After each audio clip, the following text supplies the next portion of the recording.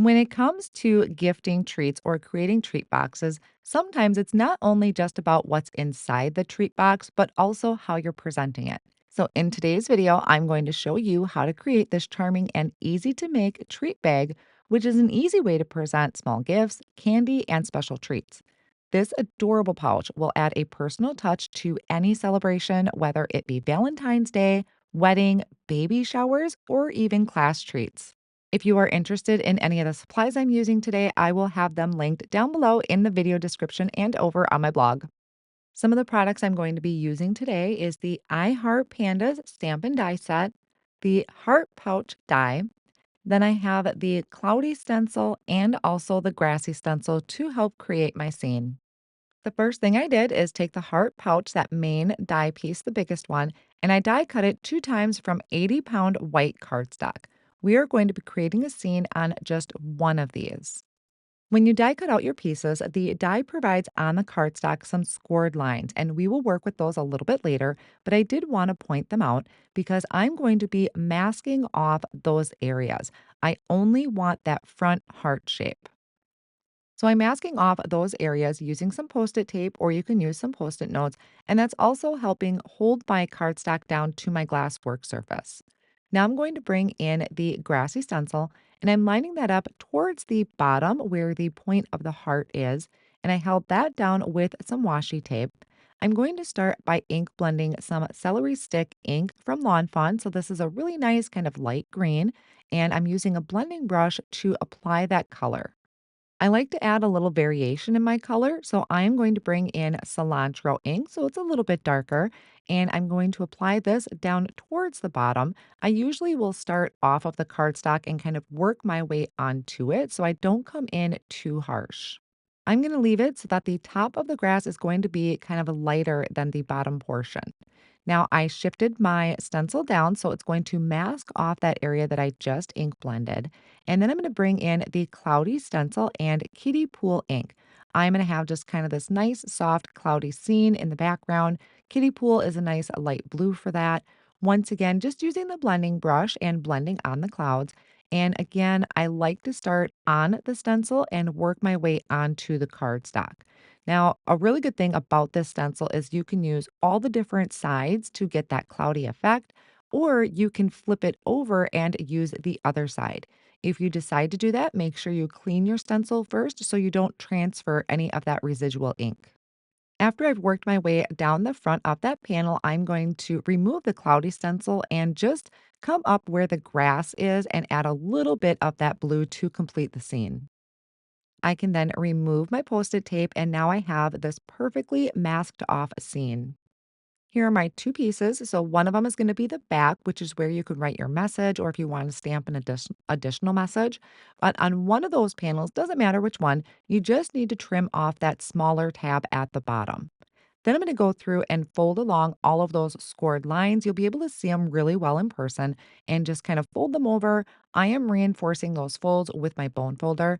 And up on top here, you will need to kind of pinch it and work it a little bit because it's going to create that really skinny triangle, which is what's going to help fold in to create our box. So I will just go through, finish doing all of those scored lines, and then I'm going to do the same thing on the other piece, just folding all of those the exact same way. This one has that little extra tab at the bottom and reinforcing them with that bone folder.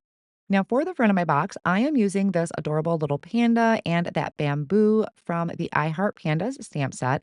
I have a scratch piece of 80-pound white cardstock. This is actually some leftover from when I did the die cutting of the heart pouch.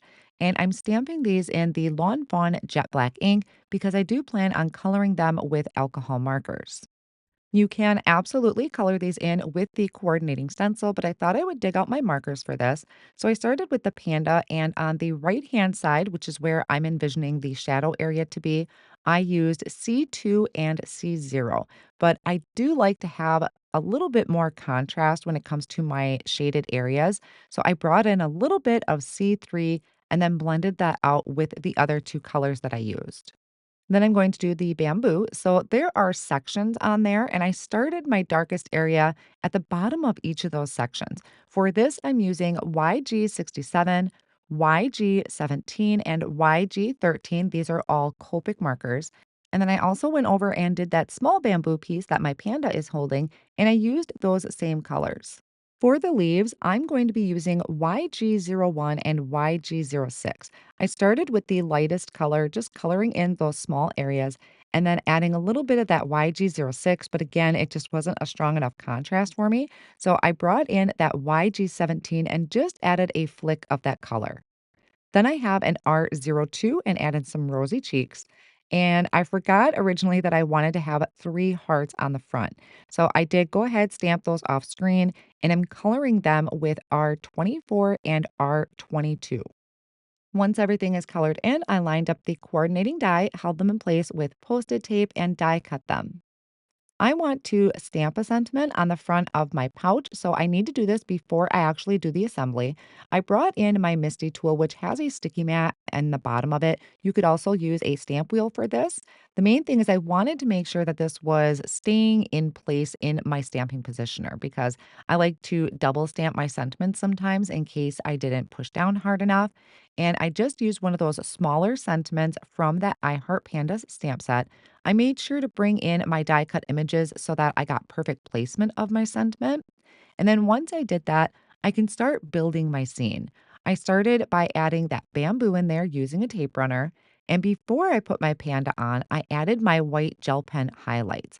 A lot of times I forget to do that till the end, and something is usually overlapping. So I'm trying to do this ahead of time. Now, the panda I did add with some foam squares and again added those white gel pen highlights to the black areas of the panda. Then I can do my hearts, which I am just using a tape runner for, but you could also use a liquid glue. And I love this little bit of the pop of red that it brings to the front of the card or the front of my treat box here. And I looked at them as like little embellishments. So that's why I did only 3, as whenever I do embellishments, I work in odd numbers. So that is why you see 3 there. When it comes to the assembly of the box, I thought it was easiest to place it line up the 2 hearts like they would be if the box was put together. Once I had that lined up, I kind of just flipped that top piece over so my front of the pouch is facing my mat. And then I'm going to come in with double-sided tape. This is the 1/4 inch double-sided tape from Lawn Fawn, and I'm going to add it to the back of all of my tabs. So you're going to have 2 long tabs that you'll need to add it to, and then that one small tab. Then I'm going to flip everything over, make sure that it's still lined up the way it's supposed to so I don't adhere it together incorrectly. Once I know that this is correct, I can start removing the backing of that double-sided tape, lining up the edges, and then pressing down to secure it in place. I'm just working with 1 tab at a time. So I did that long one first to connect my 2 pieces. Then I'm coming over to that smaller tab. This is going to tuck in what's going to be the side of the box. And then I can come in and remove the backing from that second longer strip. And this one was a little bit awkward, but it does help to have like a die pick or something with a sharp point to help remove the backing from that. And then I can just secure these 2 pieces together. So for the most part, our box is put together. I am taking my bone folder and I like to go from the inside and push down, make sure those are really stuck together. And then I can bring in some twine. So this is just some red and white twine that I thought would match nicely with my red hearts. I start from the back, loop it through. You're going to start kind of pinching those side pieces together, loop your string through there, and then go through the front. Now I'm going to do it again for the other side. And I know it kind of looks like I used a little bit too much of the twine, but I'd rather have too much than not enough and have to cut another piece. Plus, I really wasn't sure what was going in this yet at the time, so I wanted to make sure I'm leaving myself enough to be able to untie it and tie it back up without any difficulty.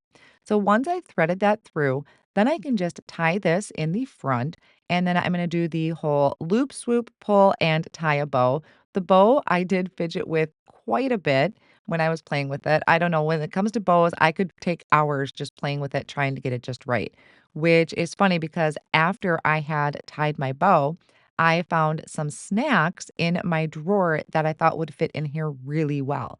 So after I did all that work, I untied it and I found some Starbursts in just various shades of red and pink. These are our favorite flavors out of the Starburst collection, and they fit perfectly. I was able to just open that up enough to tuck in the Starburst, and that's actually only half full, so I could fit some more in there. I retied my bow in the front and now I have this adorable heart treat box. Now, if you wanted to have a sentiment, you could write that or stamp that on the back before you write here your pouch together, or you could add a little tag, which is included in the heart pouch collection. Such a really cute and fun way to present a treat to someone either on Valentine's Day or just because. If you are looking for more fun gift ideas, you can check out this next video here.